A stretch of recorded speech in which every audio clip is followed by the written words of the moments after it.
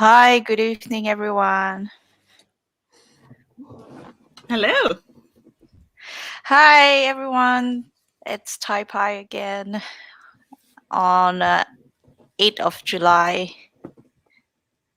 So we have Cheuk Ting today and Dylan. Dylan, I think you are muted.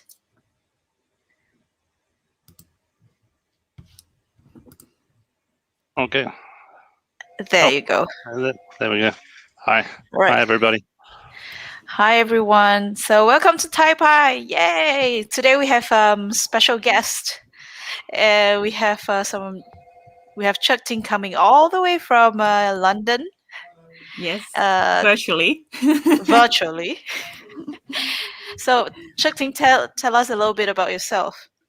Yeah, so I currently based in London, but I grew up in Hong Kong. So I miss all the nice weather back then. it's quite cold in the summer here. So in London, UK. So what am I gonna say? So I work in TerminusDB as a developer advocate. So which just means that you'll see me a lot in different conferences. So yeah. Right. So I know that you also do quite a bit of like community events, Python related. So maybe we'll talk a little bit more about that later. Yes. Okay, so are you ready with your slides? Yes. Okay, before we go on, for those who actually have just joined in, if you would like to discuss with all the people who attend the event, you can just click onto the URL, go to the URL below and get connected. Okay. And if you're already in GatherTown, you can just push X and watch the video, and it should be all clicking the button in the bottom left-hand corner. Actually, unless you're watching this, you won't see that. Okay. All right. So I'm going to leave the stage. We're going to leave the stage to Cheuk Ting soon. Give me a minute. I'm going to set things up for you. Right. And the stage is yours, Cheuk Ting. Yeah, thank you so much. And thank you so much for having me. I'm so glad that I would be able to speak in Asia again. Hopefully, I will be visiting Asia very soon because traveling has been not a good idea for the past year and a half. So hopefully I would be able to meet all my Python friends in person soon. So today in this event that I will talk about something fun, something that is more suited for people who may be new to Python, or even if you're not new to Python, then you may actually overlook something that you may be using every day. So that's why it's a good idea to investigate and understand the secret of Python. So here are all my contact details on the screen actually. And like Georgie introduced me before that, I actually someone who loves open source. That's why I really love the Python community. I work in TerminusDB as a developer relations lead. So we are open source technology, which is good. I love working for open source. Also, I organize a lot of different events, including EuroPython, which is happening this month. I'll give you more details at the end. And also, PyData Global is going to happen this year, and also Pajamas online, again, an online event. So, even though you may not have any plans to travel this year, you can still join a lot of Python events. And also, I stream online, not that much nowadays because life has been busy, but I did a lot in the past, so you can still watch my videos. So go back to the Python. So how much do you know about Python? Well, people may have different level of experience. How many years you have been in Python, but it really doesn't matter because do you know that Python object actually has some hidden secrets? So in my job, I actually have to dive into this kind of stuff quite a lot because I'm trying to right now I'm trying to building something that I have to investigate what's in the class, what's in the annotation and all these things. So it becomes something that I'm really interested in. But if I'm just telling you, it's kind of boring. So I'm not going to just present it with slides. I'm going to show you using a interactive Jupyter Notebook. So I already have it prepared here. So I hope you can see the text all right. It's big enough, hopefully. If not, then give me a shout. Maybe the host can also let me know if there's any problem with that. But so you see that this is very typical, right? This is a Python class. So I just call it my class. I'm so bad with naming, but bear with me. So a lot of you already know that when you write a class, the first thing you write is, well, probably this one, right? Dunder init, which but those of you who don't know, it's just that like this init function will be called when you create an instance of my class. Okay, so here as a demonstration purposes, I'll just print something so you see what's going on. Also, again, like because these are all actually like class binded methods, so you have to put itself in it. So this is quite standard. People with a little bit of Python experience will already know. So this one. Okay, maybe not this one, maybe this one first. So my print is just a method, right? That is binded to a class, and then you can call it, and then a lot of times you would write a doc string like this. So well, here it's just printing out the whatever message that you give. So it's basically quite silly because you can print anything, right? You don't need to write another myprint to print it. But anyway, again, demonstration purposes, I'm printing something. Okay. So here, this is a little bit different because my print, I can name whatever I want, right? I can name the method whatever I want. But sometimes you see when you, for example, you're browsing across GitHub, seeing other people's code, you will see that sometimes there are functions that start with an underscore. So what does that mean? So this means that this is an internal function that that are not supposed for the user to call. So that's why I start with an underscore. So this is basically understood by the Python community. There's another thing that you may see. It's kind of similar to this, dunder init, but it just starts with double underscore. It doesn't end with double underscore. I call it secret function. And then this is a secret function. And then again, it's like hidden from the users, supposedly. So so what are the difference? What's the magic here? So let's go and create an instance as a start. So it just create, I haven't defined it, of course. Yeah, I haven't used Jupyter Notebook for a while, a bit rusty now. So yeah, now I have my class and I create an instance of the class. So you see that I just print out that I have an instance. Yes, all good. So now I can use the method in the instance. So for example, I print out a message, then I can just print a message using my print. Everything is good and happy. So like I said, doc strings, you can write doc strings for this method. And then what special about it is that actually Python will see this as a documentation. So for example, if you're using Jupyter Notebook like I'm doing here, you see that here you can like actually have all these explanations built in. So people don't have to go online and go to your maybe documentation website. They can just see what it is by typing the question mark here. So in other like Python terminals or this, you can also do something similar, but Jupyter Notebook is very convenient because you can open it and close it like that, right? So okay, so everything's good. Can I call my func, which is an internal function? So let's try. And well, actually I can because I've called it, and I shouldn't call it, but I did. There's no way of stopping me doing it. I'm a naughty user. And I like dicking things around and check everything's out. I can do that. But what if I try to call the secret function? Can I do that? Oh, actually, you're given an error that's saying like, nope, there's no secret function. The reason being is secret, right? You shouldn't know about it unless you dig around and look at the source code. So you shouldn't know about this secret function. So that's why you shouldn't be calling it. But what if I called it inside the class here? Can I call, for example, my func is calling the secret function, or maybe what's better is that I put it in my print. Can my print, I'll say, as a method that is, bind to my class, can I call this? So let's try it. So let's try to print out some message again. Actually, I should run this again just to update the setting. And if I print things again, it's not printing, isn't it? So no, it should be printing. Why is it not printing? Oh, I have to create the instance again. Sorry. Yeah, my bad. Yep. So now I have updated the definition, the instance, and now I can, I can call the secret function within my print, because this is, this is internal use. So this is all under my class. So I'm not using externally. So everything's fine. So you would be thinking, wow, that's really cool. I can actually lock something from the user. They can't really do that. But you may wonder, if you're like me, that like, okay, but like, it's like magic. How can that happen? Like, is there a way to get around? Like, for example, if I look at someone's code, I know there's a secret function. Can I get around and still call it somewhere else? So you need more investigation to do that. So so before I start, so I have to give you a piece of information, that is that everything in Python actually is an object.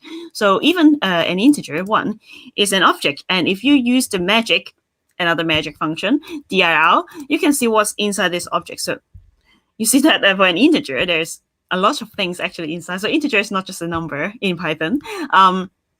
You got all this stuff that, the absolute, add, this is like for mathematical, right? So it kind of makes sense. It also got an init because it's an object. All this stuff. Also, you got some kind of special thing that, you can call. So to bytes and all this stuff, right? So these are what this integer object that has. So same applies to my object. You see that my object, okay, let's scroll down a little bit. Here you see that we got all this stuff, right? This new, module, and this like internal stuff that basically is like what is put in there by Python, because they're the defaults. You don't have to put them in yourself. But there are things that you put in yourself, right? You have my funct and my print. So these two are the method that I've written. Init as well, of course, is always there. But you see here at the top is very strange things going on here. So secret functions here, and then, but it's called underscore my class secret function. So okay, so it's different from my func, right? So how about we call that to see what's happening? Oh, actually, that is the secret function. So how Python get around with locking this double underscore dunder secret function, I call it, is that by changing the name of it. So if someone being really nosy and want to call it, they have to go through an extra step to see what's the real name of it, to call it, to really call it. You can't just like look at this definition of the class and call it. If you just look at this, you don't know how to call it, because you can't call it directly, because it's double hidden. It should be like this if you really want to call it. So that's very interesting, isn't it? There are actually more things that Python offer, not just these kind of very interesting stuff. There's also other things around all these default methods. So let's have a closer look with it. So you see here, I have a list. So it's called my list. It's just 1, 2, 3. Okay. So let's look at what is inside my list. Okay. So I also got all this stuff. Now it's not that surprising to me. I've seen it 3 times now. So, but for a list, there's something quite unique. It's called get item.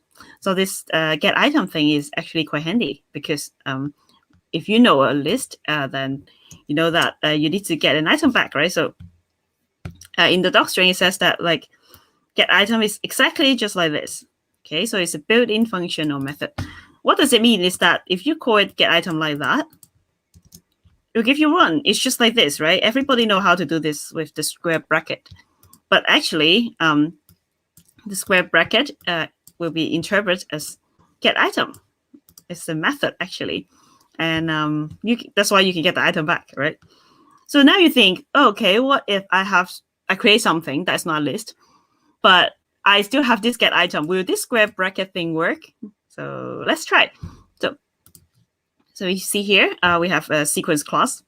Again, very bad naming. I'm not very good at naming things.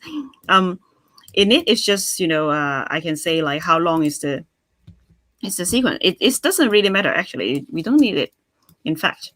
So I just create an instance, and then whatever number that I put in, it just gives me n square. This is very stupid, but let's see. So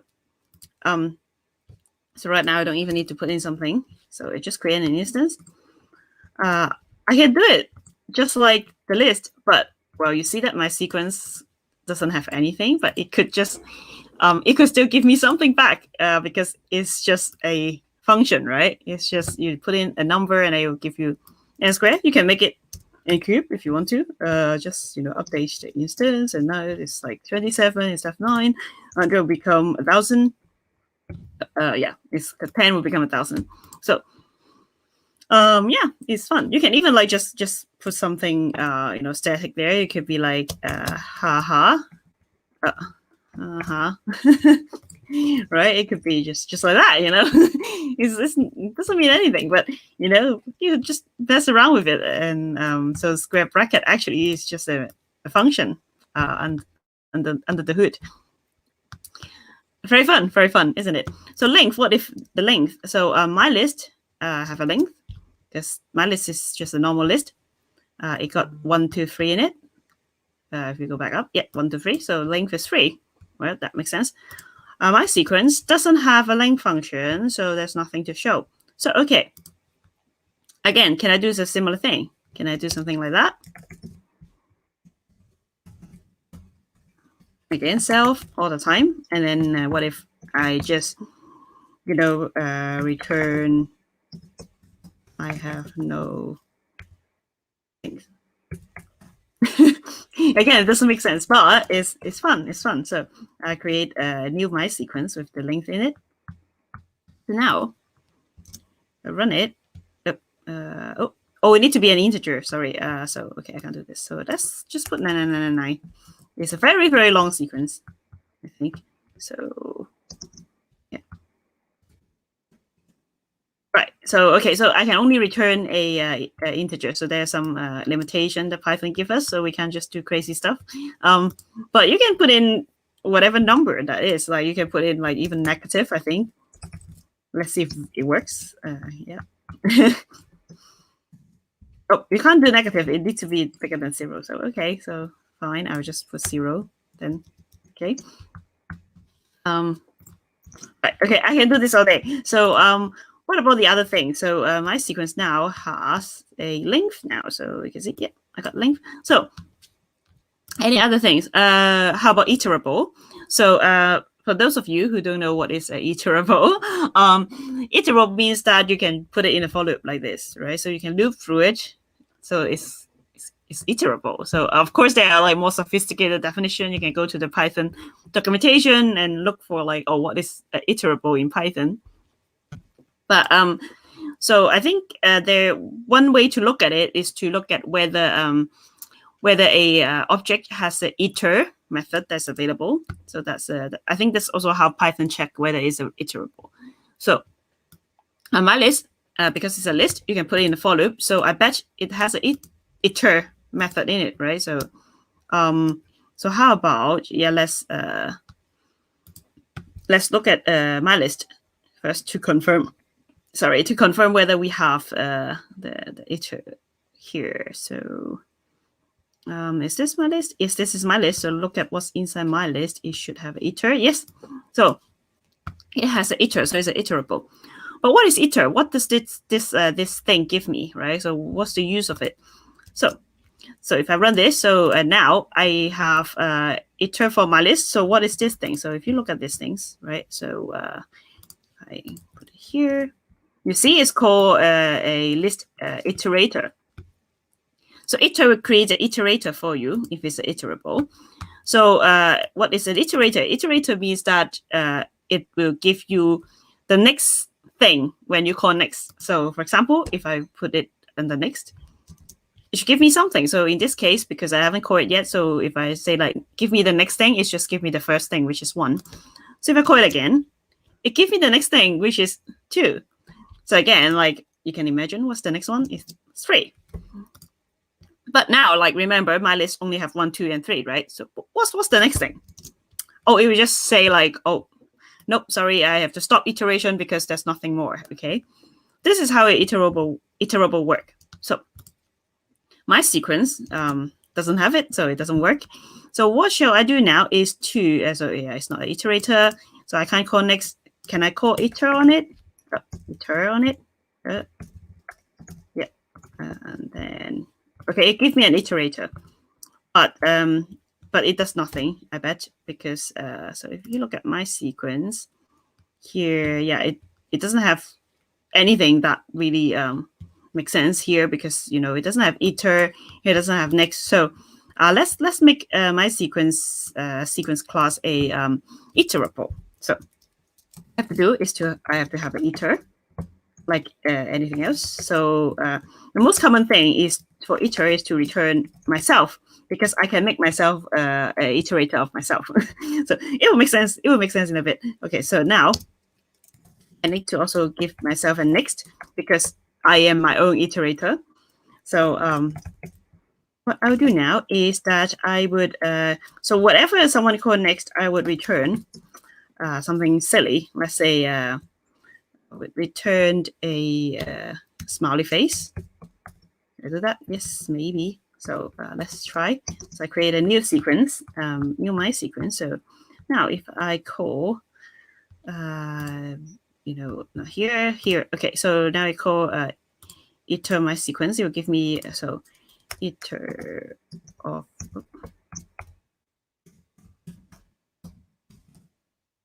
so iter of my sequence is actually, it will be itself, but it's fine. We just like store it in iter of my sequence, just to make things, similar to this. So I'll call next on it. I get a smiley face. So every time I call next, it would just have a smiley face. But this is not a good iterator, because it will never stop. Remember the list, when it goes to the end of the list, it will stop, right? So now it will never stop, which is a big no-no. If you write a for loop like this, you can already foresee what's going on. It will be endless. So this is not good. So what we can do is to maybe have a count. So let's say I have to do some more sophisticated engineering here. So what I'll do is that I will have an internal counter for self account. Okay, I would set it to 0 when when I create a new instance, and then out of habit I put press save, but it's fine. So now what I'll do is that I would be checking. So if self account is let's say less than 10, then I would be returning a smiley face. Otherwise, I'll just stop. So else, I would just remember when we stop, we have what do we have? We have the stop iteration is an error actually. So we just have to raise an error, but it's instead of an error, it's a stop iteration. Okay. So here, that's what we do. So one last thing that we have to also increase the count. So I have to increase the count every time. So, okay, it's supposed to be better than before. So let's see if it is. So let's go here, create another one. And then, okay, the first time I have smiley face. So I should, if I run it 10 times, it should, so okay, 10 times is a little bit too much, because I would be pressing Shift Enter all day. So let's say 3 times, okay, less. Okay, so again, do this again, and then, right, here, no, not my list, this one. Okay, 1, the first time, 2, the third time, and then 4, it should stop, yes. So stop iteration, so it's good, because now I can put it in a for loop, and then it will stop because I've already used up the iteration.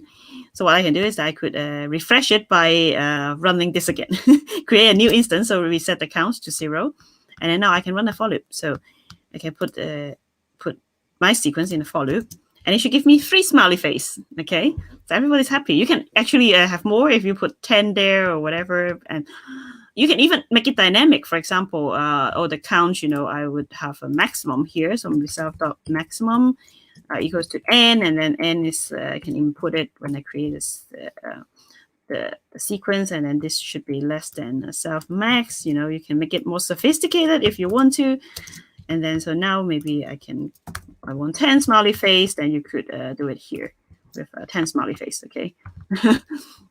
So yeah, that's all the funny things. You're welcome to play around together with me. I do this all the time. I mean, DIR is my favorite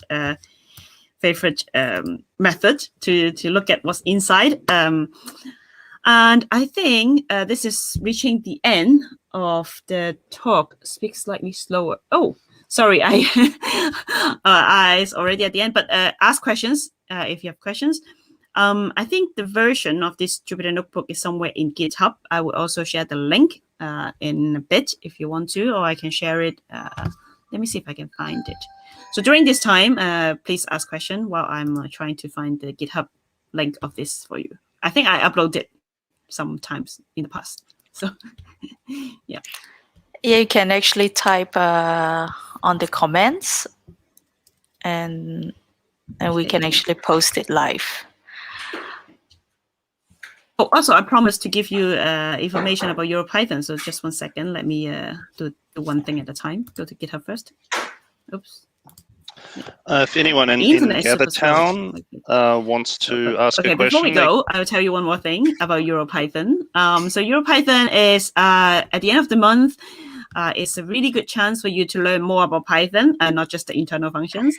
So we will have actually trainings. So these are actually professional trainings that you will spend at least 3 hours for each workshop. There would be 2 days of workshop. So the maximum workshop you could attend would be 4. It's actually really good. It's cheaper this year because it's online. And then afterwards, you can go to the conference, which will have over 100 sessions. This include talks and recruitment and all this stuff, which is really good. Again, it's online, so it's cheaper this year. And then we have sprints, which is free to attend. You could, it will be more interactive. You could contribute to open source project with other Pythonisters and learn a lot of stuff. So how much is the event? Python.eu, EP 2021.europython.eu. This is so. I would find the GitHub repo in a second. So, Cheuk Ting, how much is the ticket for? Is there any questions? I don't think she can hear us. Oh, can you hear us, Cheuk Ting? Can't hear us. Oh, okay. Maybe we should type. Right. Got lots of stuff here. Technology failure. If it's not here, I would actually upload it now, and then you could have it. So,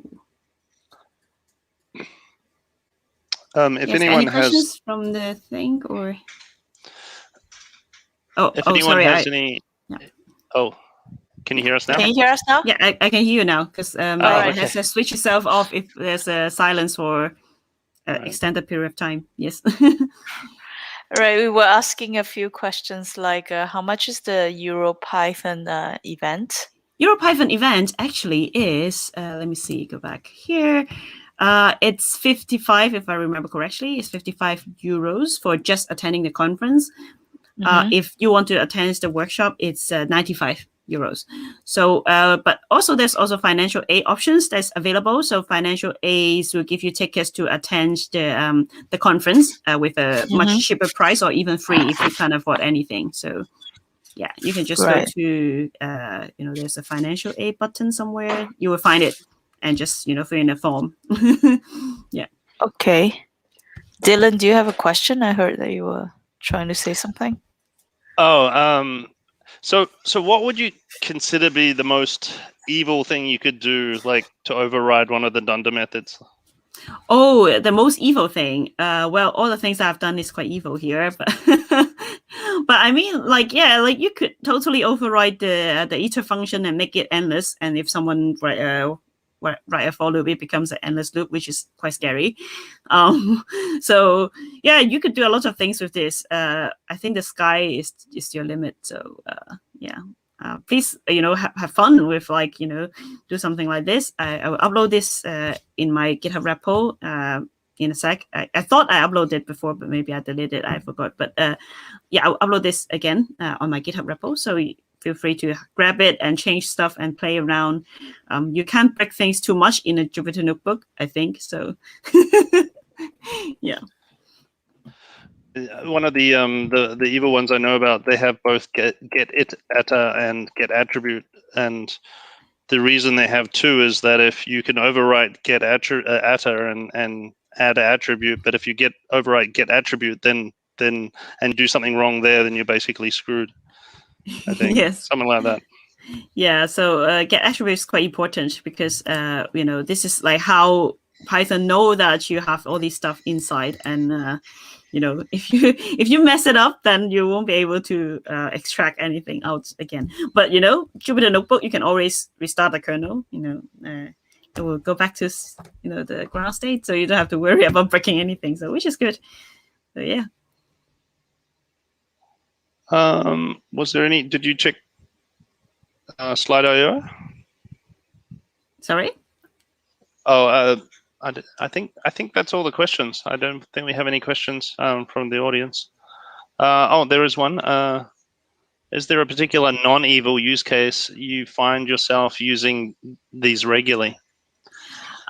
Actually, there is. Like I said, in my work, I have to change some stuff. Like the most simple one, for example, the add thing. Now you see that only things that, for example, integer you can add one-to-one, integer together. You can add strings together. But what if you have two objects that you create, like these my class objects that you want to have a way to add them together with your own logic? Then you could have it. So you don't have, it's quite good in when you design some kind of things to, for example, you design a Python library, you want people to be able to add these two things together with some logic, then you could use this. There's also other things like, I'm now looking at the attributes things that you can actually, I would say that I didn't override things too much. Usually I use it to extract information that I need. So yeah, also hash could be quite useful if you want to again, inject your own logic to hash something and make something non-hashable, then you can do that. So. I think I just learned Pandas recently, and Pandas is a good example of a library where they use a lot of these overriding to provide functionality. Yeah, for example, you can add two Pandas data frame together to make it append to each other. You can just do that. It's very nice. Any more questions? Do you see any, Georgie? If there's no more questions, then what we'll do is we'll have a 10-minute break. So everyone can join in on GatherTown if you've got time, Cheuk Ting, or if not, that's fine. Then we'll have a 5 to 10-minute break in GatherTown, and then we'll be joined by Gajendra for the next talk. Yep. In 10 minutes. Thank you very much, Cheuk Ting. Bye.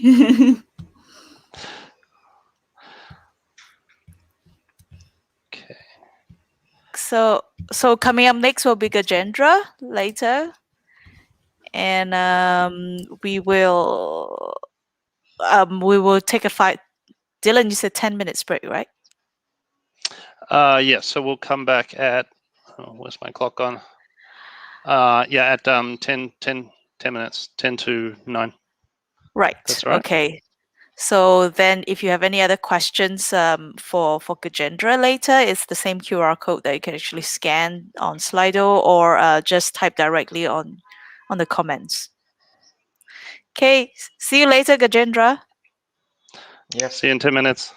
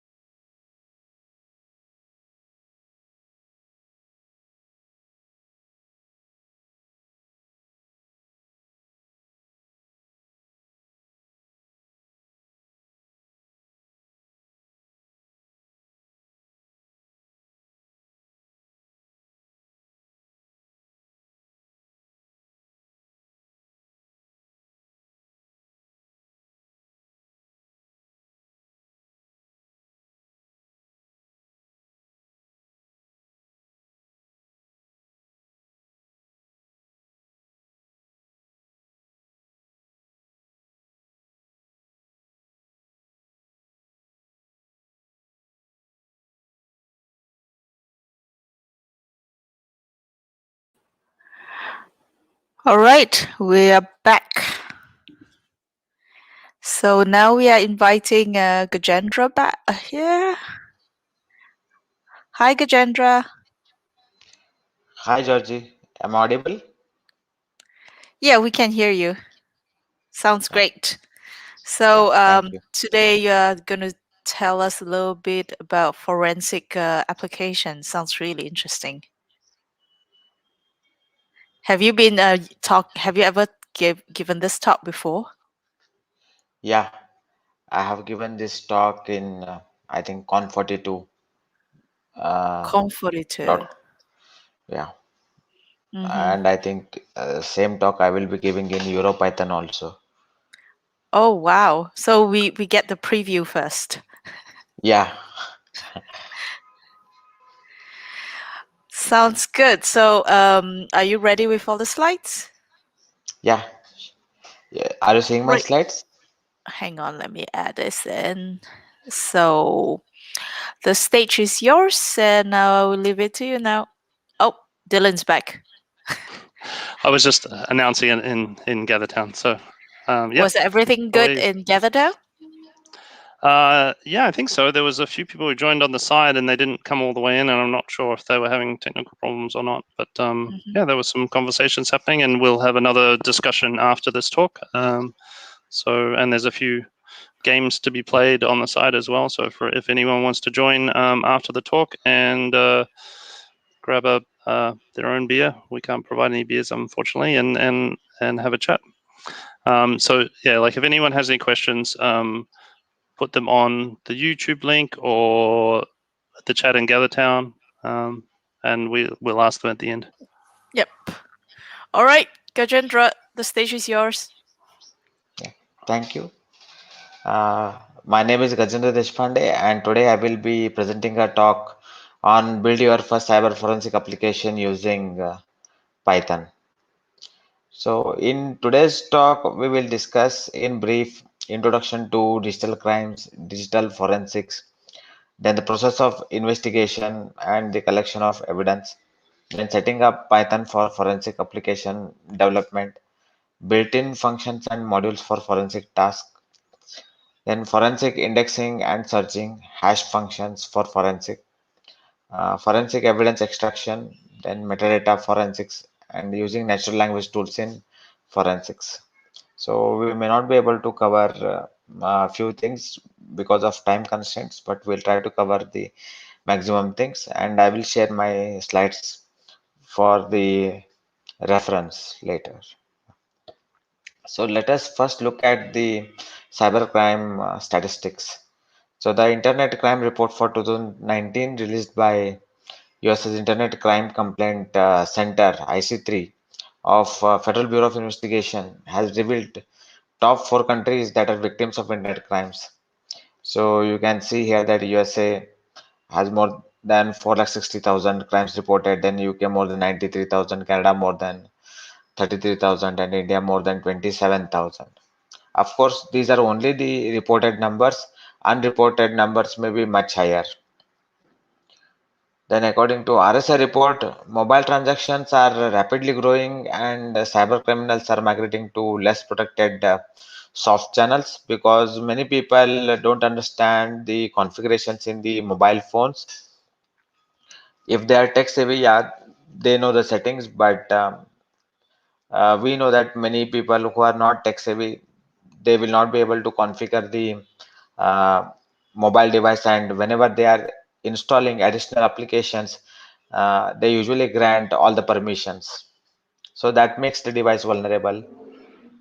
And according to the report by Norton, uh, an estimated 113 million Indians lost about 16,558 rupees on average to cybercrime. So that's almost $250. Then, according to article published in Indian Express, over 55% millennials in India are hit by the cybercrime. So millennials are those who are born after 1995 and before 2010. So they are more tech savvy people. They prefer to use gadgets. So they are also the soft targets for the cyber criminals. And also in pandemic, more cyber attacks have been reported, and there has been many reasons for that. Many people lost jobs, maybe some people were not happy with the situation, and there are other issues. Now let us look at the definition of digital forensics. So forensic science is the use of scientific methods or expertise to investigate the crimes or examine evidence that might be presented in the court of law.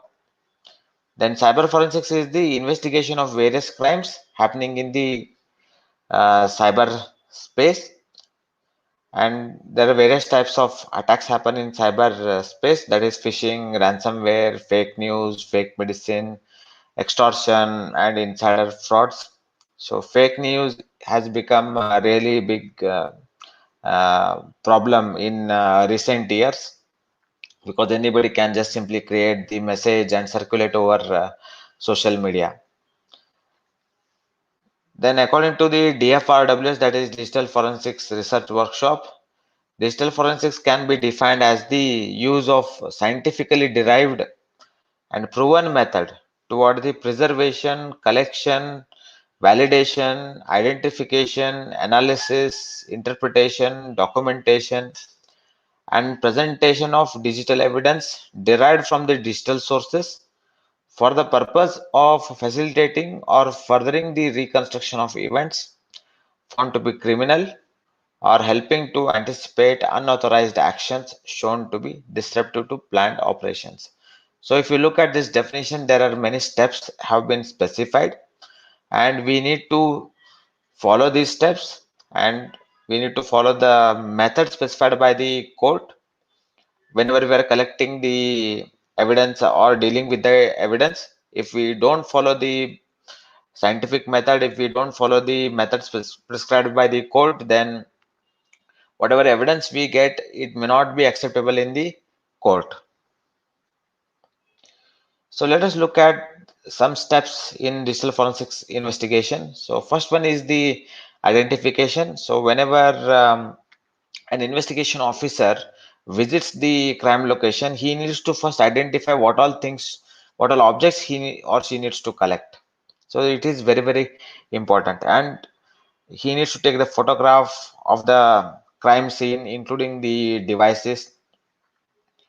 Then he also needs to collect those devices. These may be even laptop, mobile phone, all digital gadgets, maybe cables, pen drives, etc. Then these needs to be placed in a specialized bag called as Faraday bags or anti-static bags in order to preserve the evidence. Then next is validation.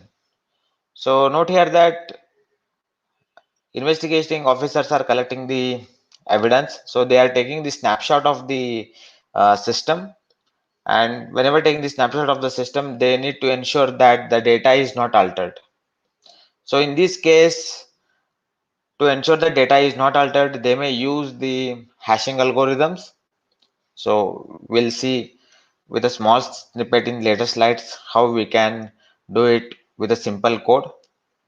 The next is the examination. So in examination, we are going to apply, or we're going to use some open source tools, maybe written in Python or may not be written in Python, because everything may not be available in Python, but definitely many tools are available like open source. And you may create your own tool to analyze the information and get the evidence, because the information will be huge, and from that huge information you need to extract only the relevant information which can be submitted as an evidence in the court of law. Then preserving the evidence, as I have said earlier, that all the objects need to be placed in appropriate anti-static bags. They need to be sealed properly, and they need to be stored in proper temperature in a proper location, okay, so that evidence is not altered. And finally, the presentation. So presentation is nothing but the documentation part. So after doing all the above steps, you need to prepare a report, and that needs to be presented in the court. So we are going to use Python for some of these steps. So there is a standard called as Dauber standard, and Python implements Dauber standards. That's why Python is one of the most suitable languages for digital forensics. So Dauber standard is a rule of evidence regarding the admissibility of expert witness testimony. Then there are some illustrative factors defined by the court, and these illustrative factors makes it a scientific methodology. So some factors considered are: has the technique has been tested in actual field conditions or not just in laboratory? Has the technique been subjected to peer review and publication? What is the known or potential rate of error? Do standards exist for control of techniques operations? Has the technique been generally accepted within the relevant scientific community? So these are general guidelines. So when we implement Dauber standard in Python, okay, so we need to consider these questions. Can the program or algorithm be explained? This explanation should be explained in words, not only in code. Then has the enough information been provided such that thorough tests can be developed to test the program? Have error rates been calculated and validated independently? Has the program been studied and peer reviewed? Has the program been generally accepted by the community? So these questions I have taken from the book by Chet Hosmer. So the title of the book is Python Forensics. So you can refer this book for more information and more examples. The next issue comes is setting up Python for forensic application development. Basically, you can set up Python on the operating system which you like. If you like Windows, you can set it up on Windows. If you like Python, if you like Linux, you can set it up on Linux. If you like Mac, then you can install it on Mac. But there are some factors which actually affect. First one is your background and the organization support. What is the open source policy of your organization and how much you are skilled in open source? That matters. Then choosing the third party libraries. So choosing third party libraries may be bit risky. You need to choose the third party library which is well maintained and which you can install it on your machine. Then you can also use intelligent IDEs to save the time. Then right version of Python is also very important, because there may be some very good tools, but if they are not maintained and if they work on only for particular version of Python, then you may have to install that version of Python too. Okay. Then next is what kind of tool you are using. Are you using graphical or shell? Some people like just the command, so they can go for command line interface. And if you like graphical user interface, you can always go for graphical user interface. So the choice is yours, but you should ensure that all the required packages required for your task are installed correctly on your machine. Now let's see some built-in functions and modules available in Python and which we can use it for our task. Okay. So if you execute a function, say dir built-ins, it will display the list of built-in functions and modules in the Python. Now, if you see here, there are some useful functions like hex, right? Then bool, right? Then some. So there are some important functions which we can use it for our forensic tasks. So one example you can consider here is this one. So in this code, what we have is the base address. So base address variable has been assigned with a local IP address. you can assign any IP address. Then we are saying that I want to generate 10 IP addresses starting from 127.0.0.0 to 127.0.0.10. Okay. So that's what the range has been specified here, and I'm using a simple for loop to generate 10 IP addresses which begin from 127.0.0 to 127.0.0.10.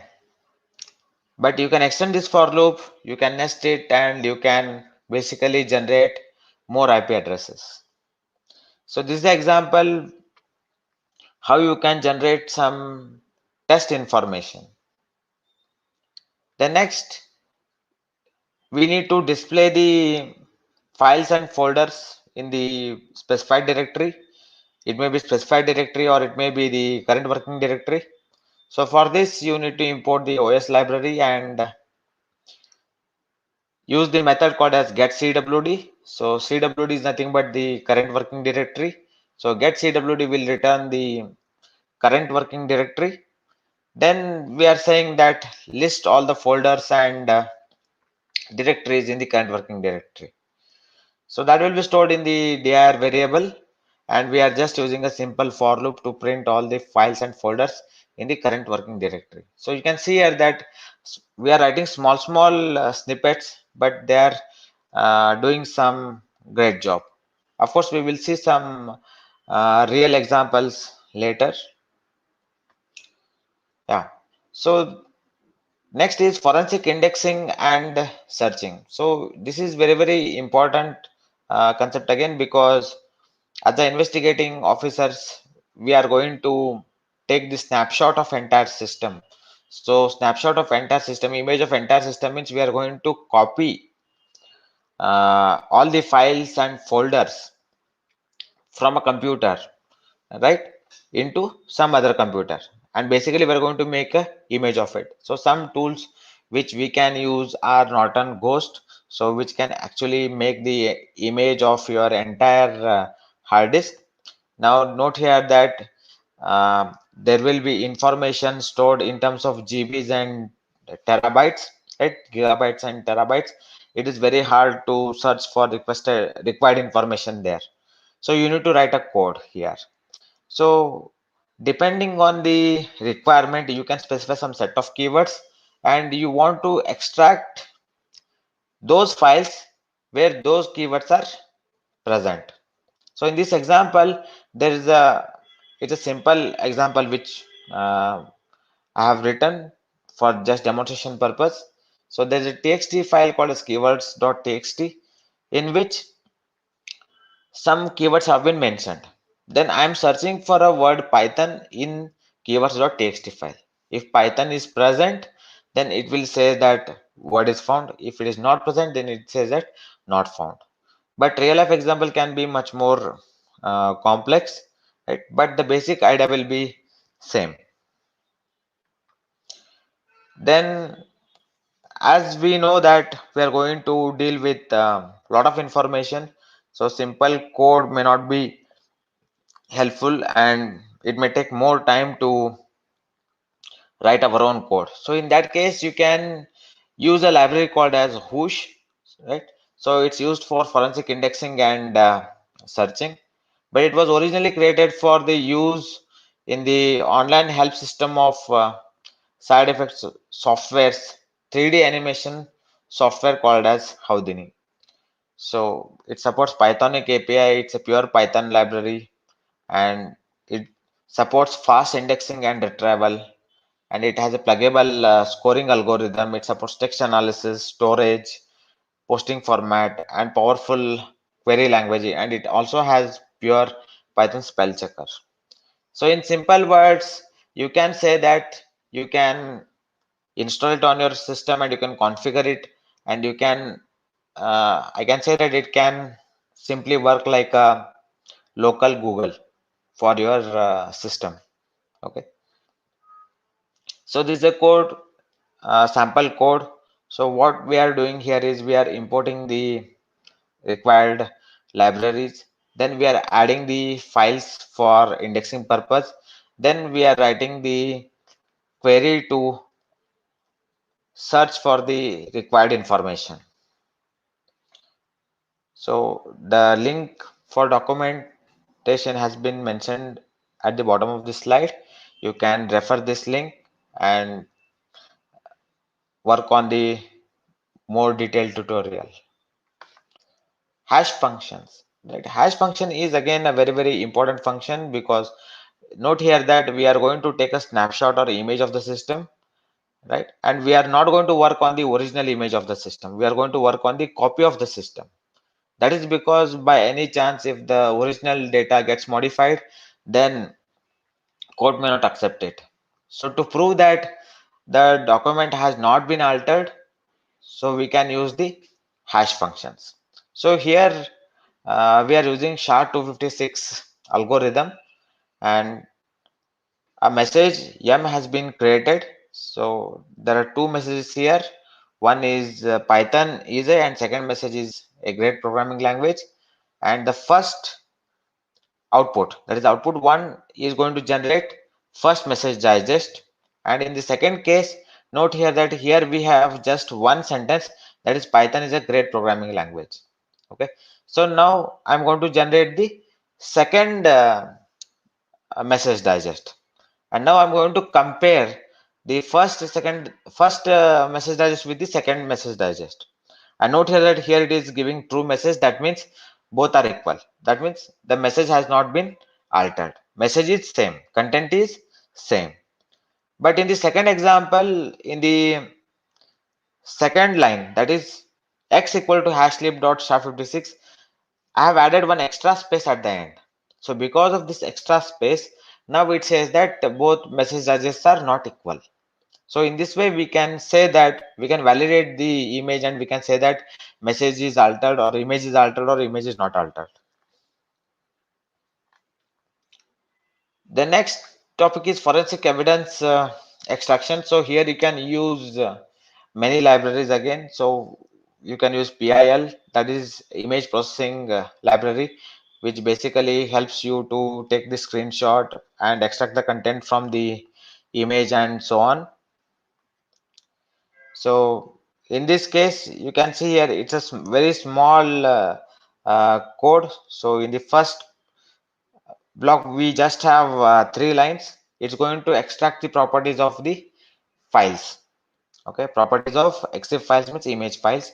Then you can, on the right hand side, you can also see that there is a small code again, which can extract the GPS information of files. So for example, if there's an image and if you have taken the photograph, nowadays all the mobile phones, they attach GPS information with the photograph, and if you want to extract it for further processing, then you can just write these 3 lines of code. The next is PyScreenshot. It's a wrapper library which is used along with Pillow. So it basically used to capture this screenshot. So you can see here, so you need to import the PyScreenshot module, then use the grab method, and it will take the image of the entire screen. Now you can also specify the coordinates, and you can take the screenshot of a particular area on the desktop screen or a laptop screen. So there are some slides with respect to the performance of PyScreenshot. Actually, in forensics, performance does not matter. What is important is the evidence. The software may take time, but it should extract the evidence and save it properly so that it can be presented in the court of law. But you can do some settings if you are really interested, such as changing the backend and making child process to false. And in that case, you will be able to significantly improve the performance of this library, but actually it doesn't matter. Then metadata forensics, that is you can extract the information from audio file, video file, then PDF files, etc. So to extract the information from each of these files, there are some libraries.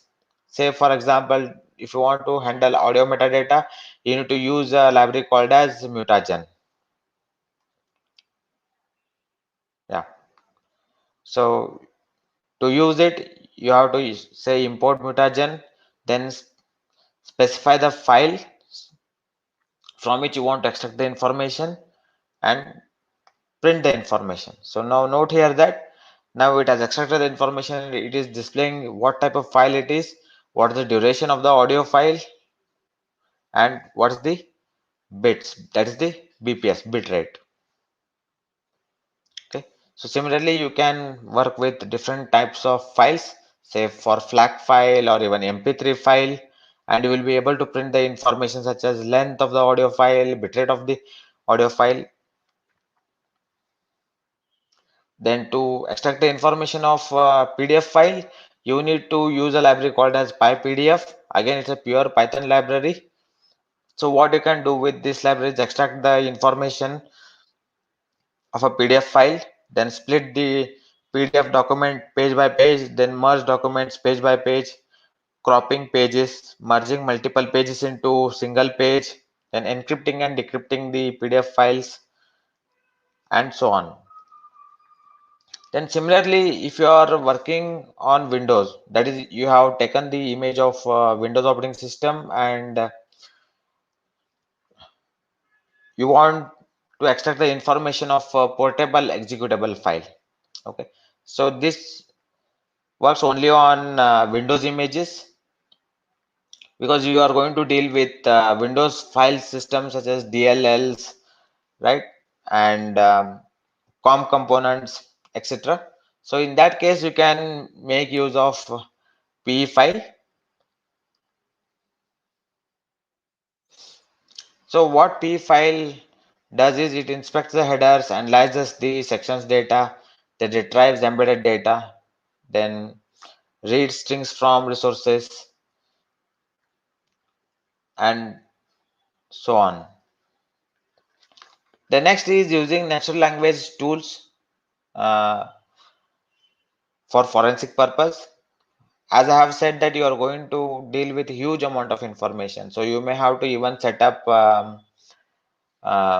big data libraries. Okay, and you can use NLP concepts, you can use machine learning concepts depending on the requirement. So if you are using machine learning, if you're using NLP concepts, that is natural language processing concepts, then there are some libraries such as NLTK, that is natural language toolkit. Then Spacey is most widely used in the industries. Then there is something called as TextSC, which is built on top of Spacey but offers additional features. Then there are two libraries such as Stanza and Polyglot. These two are most widely used if you are dealing with multilingual information. Okay, say for example, you have mixed information, mixed language information. That information is not available only in English. It may be available in Chinese, it may be available in Thai, it may be available in Hindi, it may be available in Spanish, or any other language. Okay, so basically when you're dealing with multiple languages, you can use Stanza and Polyglot. For Indian languages, we have INLTK and Indic NLP, where if the information is present in the local Indian language, then we can process it and get the information. So we can use these tools along with machine learning libraries and try to extract the relevant information which can serve as the evidence in the court.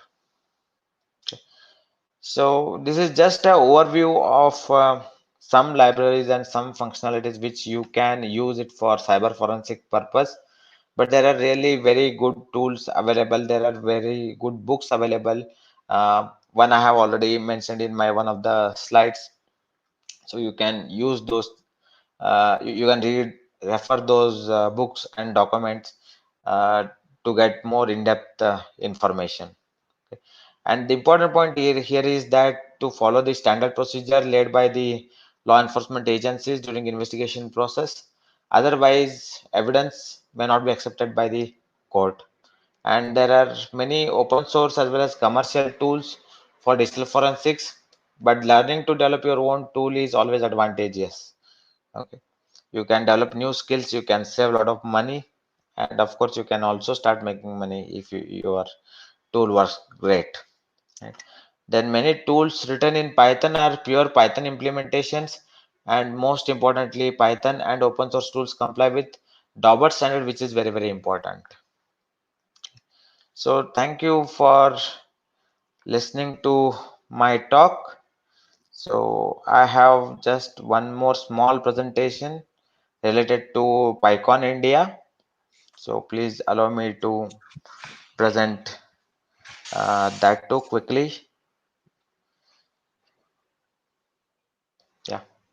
So I am working as a volunteer, that is program working group co-lead for Pycon India 2021 conference, which is happening in September. So first Pycon India was held in 2019. So presently the 2020-21 edition is the 13th edition, and it is scheduled from 17th to 20th September. On 17th we have got some workshops. 18th and 19th we are having some conference talks, and on 20th we are going to have dev sprint. So presently we have announced 4 keynote speakers. We are going to announce 2 more keynote speakers in coming weeks, and ticket link has been mentioned here. So we have got 3 kinds of tickets. One is regular ticket, second one is workshop ticket, and last one is combo ticket. So if I have to tell the price of regular ticket, it's around $10. Workshop tickets are around $13, and both, that is regular and workshop tickets together, it comes around $20. Then for more information you can visit in.pycon.org, and you can follow our Twitter handle. And if you visit our website, you will also see the link for Zulip. So that's a chat system we use. So those who are interested, they can join the Zulip. Zulip link is mentioned on our website, and there will be weekly calls every Friday from 9:30 p.m. to 10:30 p.m. Indian Standard Time. So those who are interested, they can just join and they can learn about Pycon India's activities. Just in case it wasn't obvious, both the Indian one and the EuroPython are both online events. Yeah. So it's online. EuroPython is also online, and Pycon India is also online conference. Great. Is there any questions that you received from Dylan from your side? None that I can see. Does anyone in Gathertown have any questions? Just either post them in the chat, or you can talk on the little megaphone icon. I have one question, Gajendra. I mean, maybe I missed it at the beginning, but what is the most common crime that? I mean, are we talking any kind of crime like murder and things like that, or are we talking specifically about cyber-based crime like hacking and stuff? Cyber-based crimes, basically, and crimes which are done using digital devices. So do you have any kind of stats on what the breakdown of those different crimes? Like, is ransomware the most common, or is it other things? No. Actually, there are many things, like somebody can just alter your photo, just morph your photo and put it on the social media. That can also be considered as a crime. So in that case, we need to examine and say that yes, this is not the original photo, this is the modified one. Right. Okay. Are there any kind of like limits you face when you're using this technology? Maybe we don't have more sophisticated tools, so we need to develop more and more tools using open source and specifically Python. So if the investigating officer is a Python programmer, and if he really likes to write custom tools, then definitely it's advantageous. Right. So currently in India, there's a lot of programmers who are in this department. I think no, because Oh, cyber forensics is one such field actually which is facing lots of scarcity with respect to experts around the world, not only in India, it's around the world. Because right. nowadays, if Is- you see the trend, most of the students, they want to become data scientists or machine learning Mm, engineers or artificial intelligence engineers, right? So they don't focus much on other aspects. So this mm, scarcity is still there. right. Do you think the problem is that all the cop programs focused on murder detectives and not cool forensic cyber forensic detectives? No, it's happening now. Means maybe cops may not write the program, but they take help of programmers in extracting the evidence. Mm, Basically, in India, we have one program by Information Sharing and Analysis Center. So they conduct a program called as Cybercrime Intervention Officer. So they work like first responders. They are common people, but they work with law enforcement agencies and help them. right. So let's say if is some government crisis, that's something it's happening on the government website or something like that. Are you guys the one who actually go straight to be the first one to face and take charge of this? No, it is not going to work like that because we will not be having the direct authority. So All first right. responders, first responders can work only when they receive clear written instruction, written Right. authorization from law enforcement agencies. So there's still kind of protocol that you have to go through. Yes, yes, Right. yes, So Mm. you would come in afterwards and work out, based on after the thing's been solved or whatever, that after the hacks happened, to try and work out who did it or find the evidence if they knew who did it, but to prove it was them. yes, correct, correct. So cyber forensics comes after crime. Right. Okay. That's really interesting. I love Yeah, this talk. thank you. Yeah. So, Dylan, any other questions? I don't think anyone's got any questions. I didn't check Let the me check on Slido. chicken slider. Too No, many places to check. I'll look on YouTube. YouTube you will share directly on Oh, okay. StreamYard, so it's no problem. I don't see any. So Gajendra, you'll be giving this talk in EuroPython too, right? Right. Great. So ThaiPy attendees, you're lucky because you get to listen to that first. Okay. Okay. Thank I you very think much, Gajendra. Go ahead, Dylan.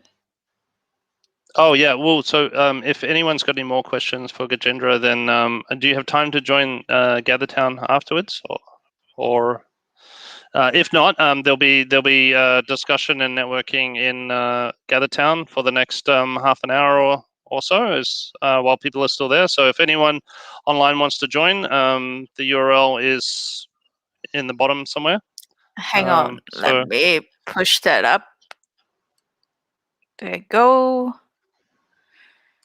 And also, we would like to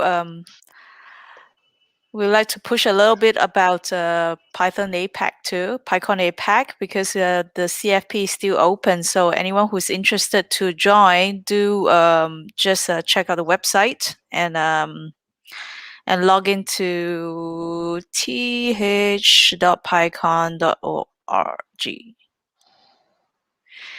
Gajendra, thank you so much, and Thank you. we will see you perhaps in GatherTown. Yeah. All Thank right. Okay. you. Thank you, Georgie. Thank you, Dylan. Thank you Okay, so thanks. much. Bye. Yeah, And if, bye. and if anyone has a talk they want to give for next month, please get in contact on Meetup or via Facebook. So Yeah, for sure, the sure. Yeah, sure. okay, Thank you. thank you very much, Okay. Gajendra. Thank you, everyone. And see you guys in Gather Town. Oops, I think I did. Did I name? Okay, there you go. So Okay. we will just hang out in Gather Town and see you guys later. Thank you so much for attending online, and see you next ThaiPy. Bye bye.